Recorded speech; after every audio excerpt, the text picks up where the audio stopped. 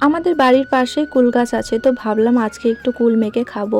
প্রথমে ঢিল ছুঁড়ে মারার চেষ্টা করলাম, কিন্তু একটাও পড়লো না। এরপর লাঠি দিয়ে মারার চেষ্টা করলাম, তাও গাছের ডগ অবধি পৌঁছলো না আমার লাঠিটা। কিন্তু খাওয়ার ইচ্ছে তো হয়েছে, মানে খেতেই হবে। সব কিছু চেষ্টা করার পর ফাইনালি অল্প কিছু কুল পাড়তে পারলাম। যখন ছোট ছিলাম তখন অনেক কুল চুরি করে খেতাম। কুল পাড়ার সময় এই বাচ্চাটাও চলে এসেছিল আমার সাথে সাথে।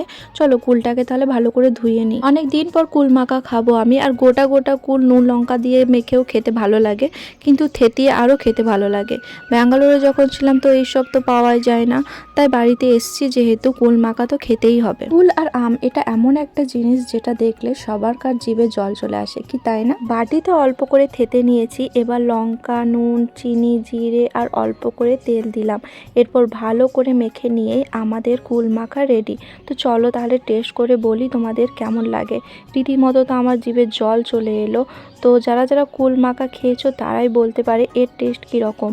তো আমার মাখাটা জাস্ট দারুণ হয়েছে। তো এই ভিডিওটা এই পর্যন্তই।